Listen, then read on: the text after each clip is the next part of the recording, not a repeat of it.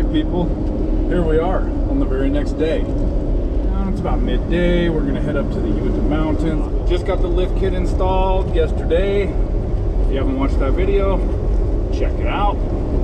So this is the post-lift installation, post-suspension replacement, whatever you want to call it, video. I'm gonna throw up kind of the part one of this before I change the suspension next. So watch that real quick, check it out, and then I'll get right back to you.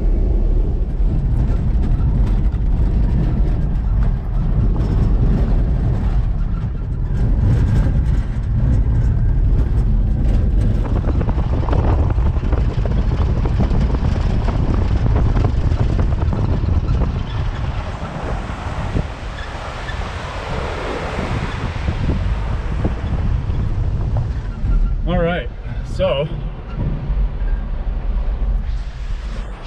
here we are in the old rusty pickup, and this little truck is just about to undergo some pretty major modifications, suspension modifications. So as a comparison, before I swap out the suspension, I thought I would do a little before and after video of how tired and wore out this little truck's poor suspension is. So we're gonna rally up this dirt road and then over to Moon Lake, and then we'll talk about it after we put the new one on.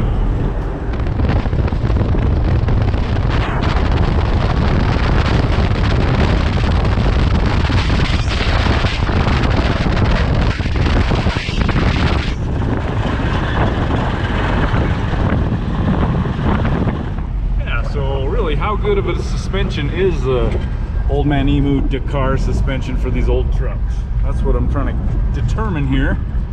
And as a matter of comparison, from experience with old Man Emu, of course made in Australia by ARB, tried and true suspension. What I can tell you is, having put the 2.5, 3-inch lift on my 100 series Land Cruiser, my 2000 year model, affording me the ability to put the 315 tires on it, man, suspension difference was night and day. Absolutely, it's so much more firm, so much more sporty, responsive, and it can carry a pretty significant load when you get those heavy springs in the rear. So when you get your roof rack loaded up, all your cargo in the back,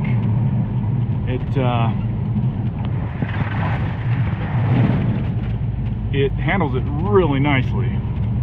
Okay, and then as a matter of comparison, also on my 80 series Land Cruiser, my 1997 model, it still has the stock suspension, which is what, 23 years old now. So that suspension is sad, I can tell you. Sad.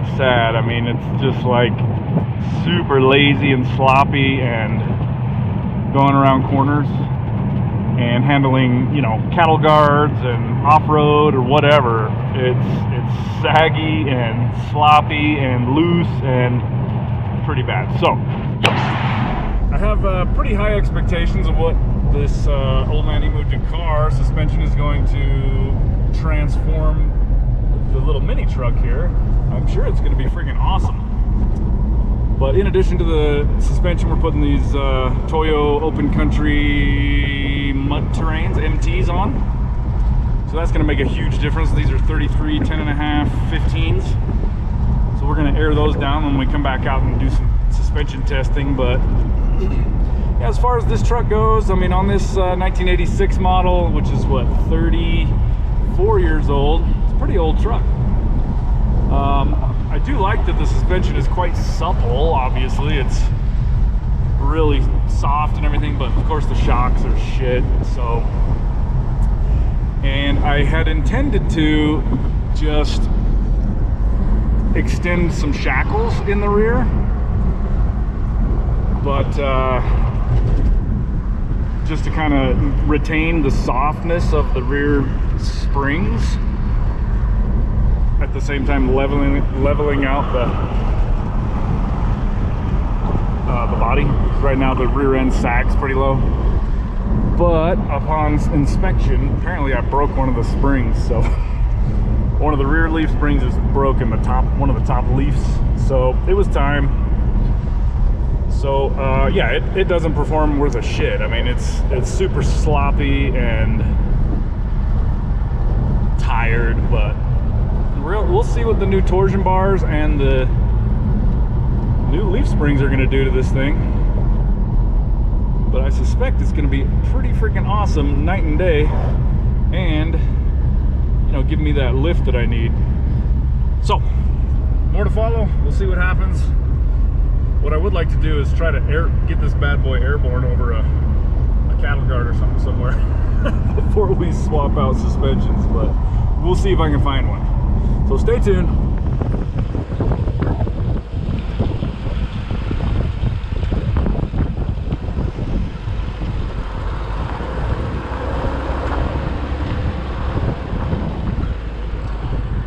Our primary mission today is some fly fishing. You betcha.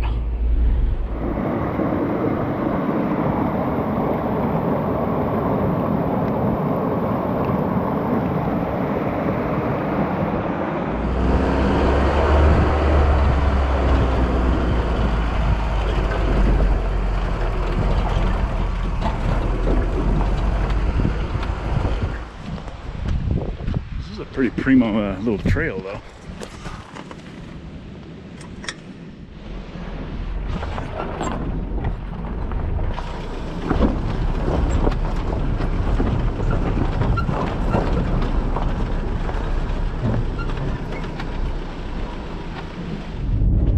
Okay, so real quick, we'll talk about things I encountered during the suspension installation, and then some opinions of how it's working out now. Okay, so I wish I would have maybe kind of documented this while I was installing the suspension, but take it for what it's worth. I'm trying to recall all of the things that you're going to want to keep in mind. I don't even have my damn camera mount, so gonna hold it. That sucks.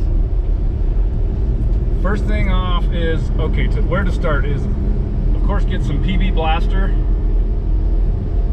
penetrating oil or whatever kind you want to use, and try to go around underneath the truck and put that stuff on. I would recommend at least 3 to 4 days ahead of time. I actually did it on this one maybe 2 months ahead of time.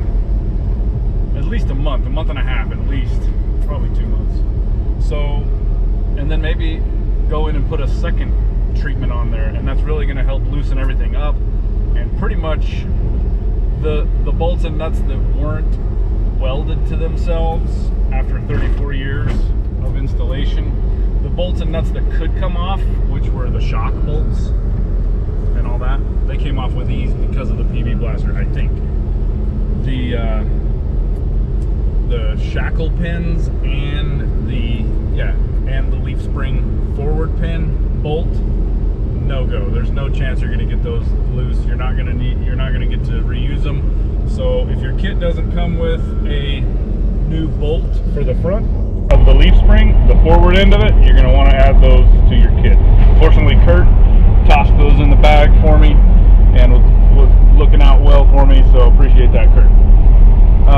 Okay, for all of the parts that you're going to not be able to turn and get out with your wrenches and ratchets and sockets, you're going to want a cutoff wheel at a minimum. Hell, if you've got a torch or a plasma cutter, perfect, you're sweet, you're set. So cutoff wheels, you're going to want some 4.5-inch cutoff wheels that aren't really worn out, because they're going to need some throw in there to be able to actually cut into those bolts.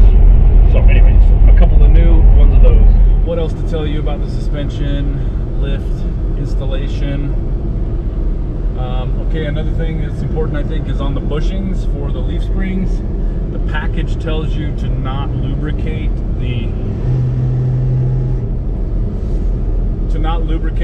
outer parts of the leaf spring bushings.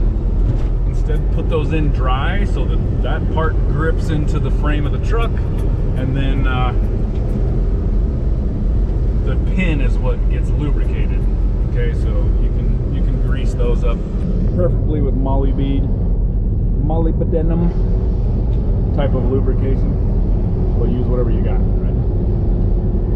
What else? Let's see. Okay, install one leaf spring at a time, leaving the other side intact. Seemed to be pretty beneficial and pretty helpful. It worked good. Okay, also the torsion bar nuts, the torsion bar bolts, tension bolts, have a jam nut on the top. So you're going to want a big ass wrench to get that off, 2 wrenches to get that off and separated. I got ravens up here and deer crossing the road. Those aren't ravens, those are buzzards. I managed to do the whole thing with just one jack stand and a center block and the little rolling jack, so that was good. That worked out. What else? Also, this is the biggest snafu thing, and you're probably going to think I'm crazy, but Old Man Emu sends their torsion bars stenciled left hand and right hand, painted right on them. And I'll be damned if they didn't send me 2 right hand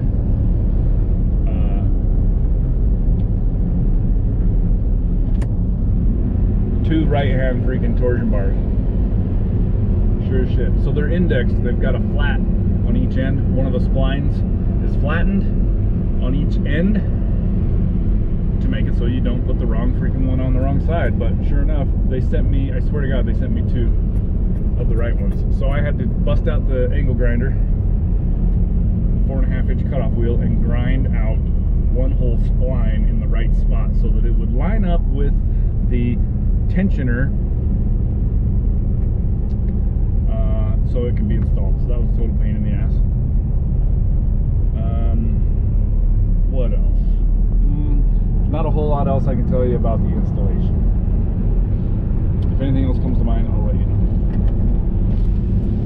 know. Okay, so as far as opinions on the suspension and the new tire combo, these are 33 inch 10.5 R15 Toyo open country MT mud terrains. I'm a Yokohama tire guy, made in Japan, but they did not have Yokohamas in 10.5 inch wide, and I really wanted that kind of more narrower stance and also a little bit less mass to have to sling around with this somewhat already underpowered truck. It has the 22RE electronic fuel injected 1986 version, and so I already was pretty leery of how underpowered this truck is and how underpowered it was going to be on these tires. And I did just climb up this hill back there, but before I tell you about that, the first few miles I drove it around, I was pretty surprised that it didn't seem too much more underpowered than it already has been.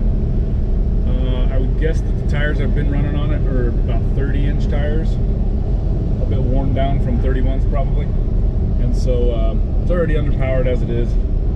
So I was pretty worried that I was going to throw these 33s on there and it was going to have a real hard time even just driving down around town. But to my surprise, it handled it almost as good as the old tires, which doesn't say a lot, but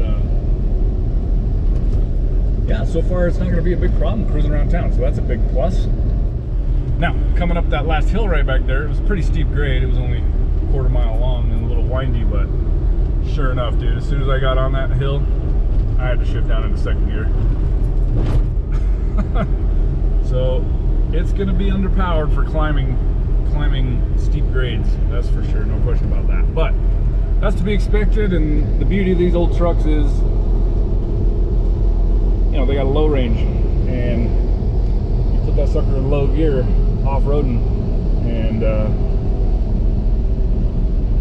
even with tires this big, we're going to find out here in a little bit when we get off-road, but even with tires this big, that low range is so low that you should be able to still pretty well climb and off-road pretty well. So yeah, it sits so freaking tall, you can definitely feel that, but also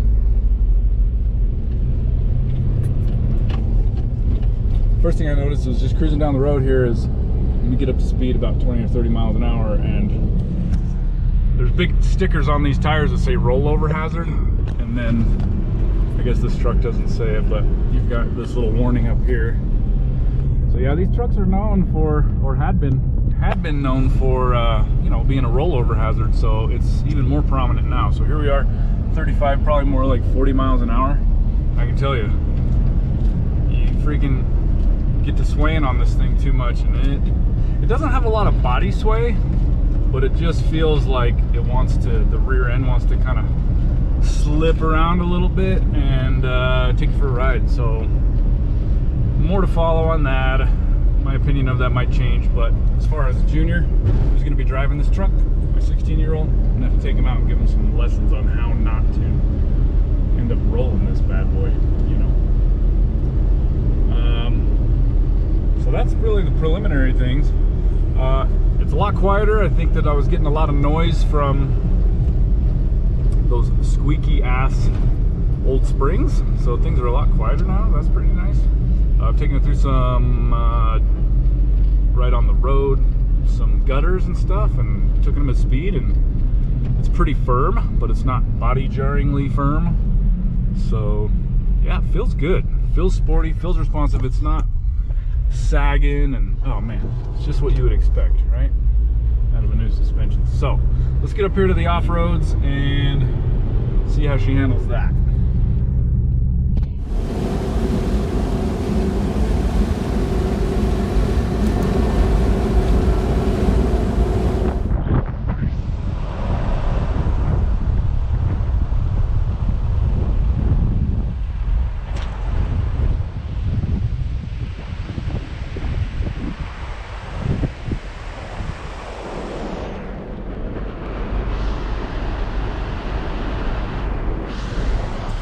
Boy, this river is finally perfectly primed for fishing.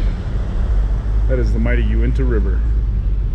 So real quick before I air down and we go off-road, let's talk about turning. This is fully cranked, fully turned. Never mind some of the creaking noises, but as far as rubbing goes,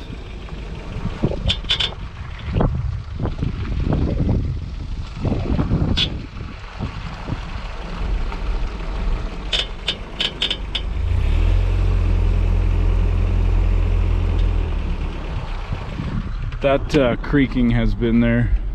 I've been meaning to address those, but I've got all new steering parts for this thing, all new tie rod ends and ball joints, so that will take care of some of that squeaking. And then what I may end up having to do is change out the control arm bushings, but after that it should be good to go. But as far as rubbing goes,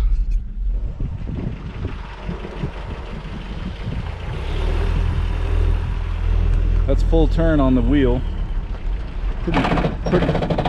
Pretty tight turning radius.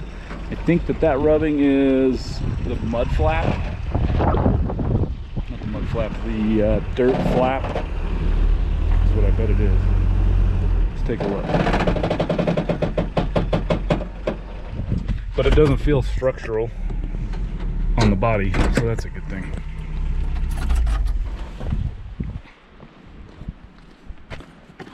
Oh, easy peasy. Probably just that right there. No problem, we'll trim that down. No problem at all. I was thinking it was one of these flaps in here, but no, looks good. So, it probably rubs at full stuff and whatnot. I'm sure it will. But the other thing we got to check for is at full stuff here, whether this clears the lip and whether we got to roll that lip in or not. But we will find out. So let's air these bad boys down and get to wheeling. An entire glove box full of nothing but a bunch of shite. Good hell. Of course, you got to have your napkins on hand. Always got to have spare napkins on hand, but we sure the hell don't keep chili packets. God, I don't know who in my family is always keeping freaking chili packets, ketchups and shit like that. Anyways, yeah, a little bummed out. Don't seem to have a tire pressure gauge, so that's great. We will be eyeballing it. We're just going to air down a little bit. So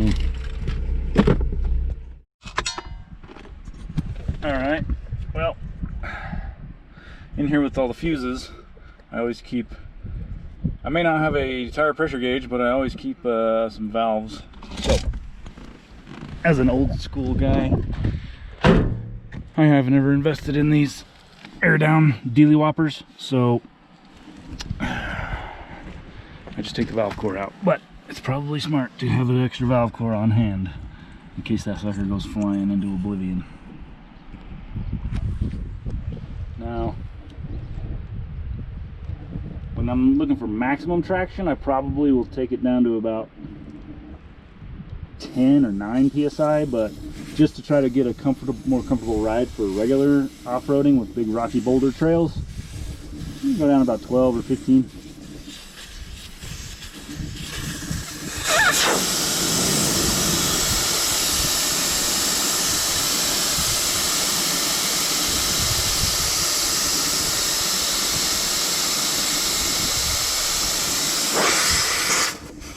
Maybe even like 18, just depends on what you're doing. So I've still got a lot of road miles to get back to town before I top this off, top these tires back off. So we're not gonna go too low.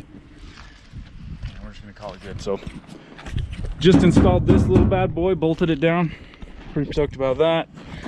And now that the 100's got the 100 Land Cruiser, my other truck has a onboard ARB air compressor for the lockers. I can transfer that compressor to this little truck. We will have a freaking tire pressure gauge and an air compressor and the whole works. So should be all hooked up.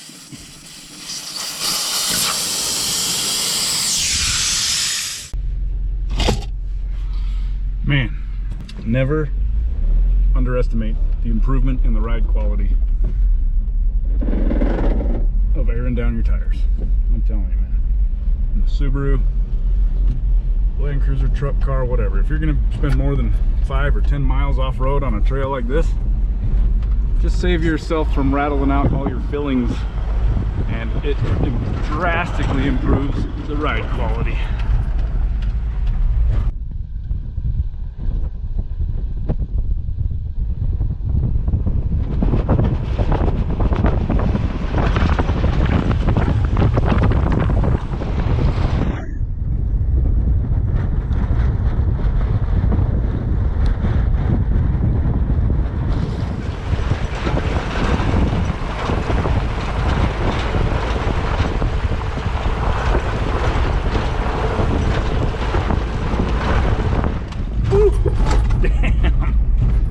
Still though, it's a roughing it.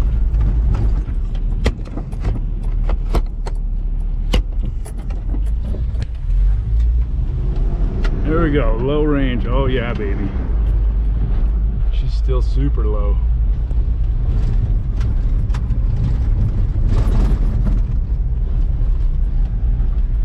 Low enough anyway for what we're doing. I'll talk to you when we get up to the top.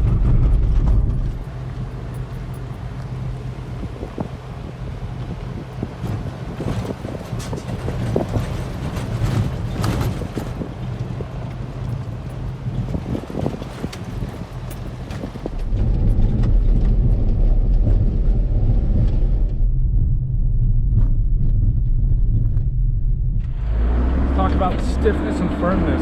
This isn't a super rugged trail, but it's not very smooth either. And I can tell you that even with the tires that are down and everything, it's a bit of a, it's not what I would say a rough ride. It's not a super smooth ride, but those rear springs are about as supple as what I would expect. I mean, I think if you put a Rancho lift kit on here, as you know, like a 6-inch, some sort of big monstrous lift kit, you're gonna have some pretty stiff springs from what I've seen around. So it's not super smooth, but I'm not disappointed with it at all. I think it's about as good as you could hope for. It's not dissatisfied in the slightest. So it's pretty comfortable, really, all things considered. So, okay. You know, and in reality, I mean, everything should soften up within the first year, I would say. Things should get a little more mellow and tamed down. especially if you drive it around with a pretty big load in the back for a little while. That's my hope and plan anyway. That sweet ass campsite. We're up here in the Alpine now. Finally stretch your legs out a little bit.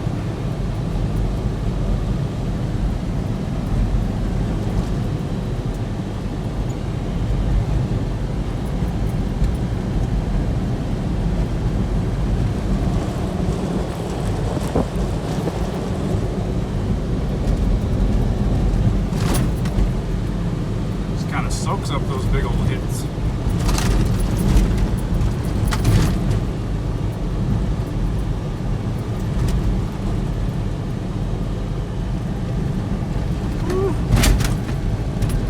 Rallying.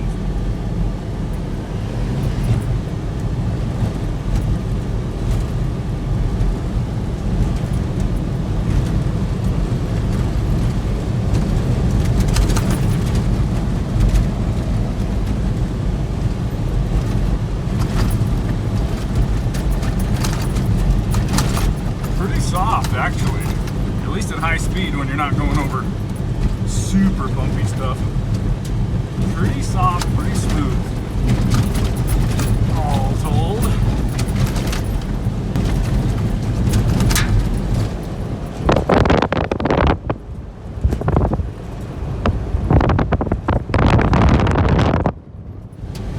Alright, well, Chipeta Lake is, it's a good bit further, so Post Lake is right here. Nice campground, beautiful trout lake there. We're just gonna pull in there, string up the hammock and enjoy ourselves for a little bit, get a little rest. But if you wanna see what Chipeta Lake's like, check out this other video over here.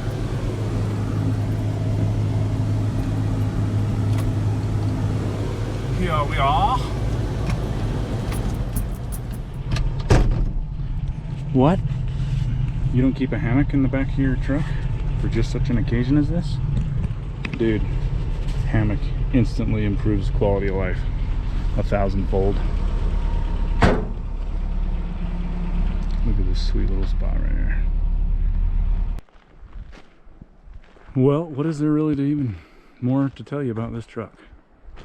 I'm just rambling on at this point for sure, but that's that. That's a wrap. People's garbage. Perfect.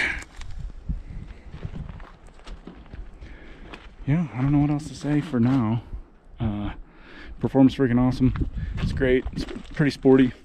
Soaks up the hits and isn't too teeth rattling, jarring, and it should get better over time. Should get more supple. So okay, what's next for this truck? Let's see. Next for this truck, being that I've got the 100 series Land Cruiser, it's pretty midway through some pretty substantial upgrades. And the GS motorcycle. I don't have a lot of time or resources more to spend on this truck for the time being. I think we'll make one more video for this where we're actually climbing with it, crawling up some stuff, and maybe we'll even try to air it out a little bit. Gotta find the right spot. And we'll do just one more suspension performance video for it and call that a wrap. But as far as what's next for this truck, the gearing, I'm pretty sure we're probably gonna have to change the gearing. It'll be way better. And if I change out the gearing to lower gears, I'm sure I will put probably a cheap Lock-Right rear end in there and maybe leave the front open for the time being. But I'll bet that's not for another year or so down the road. We're just gonna have to get by with what it's got. But the next thing that I do want to do is take off that rear bumper, build one, build a front bumper, put a winch on it, and put some off-road lights on it, and then put a radio in it, a ham radio with an antenna. Get the high lift jack mounted in the back. Maybe on the rear bumper I might do take the tailgate off, and I saw a pretty badass tailgate replacement tire rack the other day on a Ford. Looked pretty legit, so I might go down that path, we'll see. And then just finish off outfitting it with recovery gear. Other than that, I think it's good to go. I think after I get all that heavier stuff mounted into the back, it'll kind of bring that rear end down a bit, as well as giving it a few months. I think it's going to tame down quite a bit, level things out a good bit, so we should be good to go. So that's about it for this edition. Thanks for watching and following along. And if you like any of my other, if you like 4x4 stuff, off-road stuff, truck stuff, mostly all Toyotas, I don't do Jeeps. Nothing against Jeep people that I'll admit to. But yeah, here on the Adventure Channel, you just never know what you're gonna get. Maybe some fishing, maybe some off-road motorcycle riding, maybe some long-range touring on the motorcycle, maybe some off-road building, off-road truck building, some camping. Oh, and also we just got the RV camper, so there's going to be a lot of stuff forthcoming with that, but you never know. Everything that we do on this channel pretty much pertains to an adventure of some sort, so I know it's kind of a variety channel, but one form or another, it's usually pretty enjoyable out here wherever we go and what we're doing. So hopefully you'll stick around, subscribe, and so forth. We were going to go over there to Chipeta Lake, but weather in the Uintas up here, you can count on every afternoon storms and rain showers settle in, so it's like, let's just not go up there. And this is going to fit just nicely. So catch you on the next one. Check out the other videos in this series and on these playlists. So thanks for watching.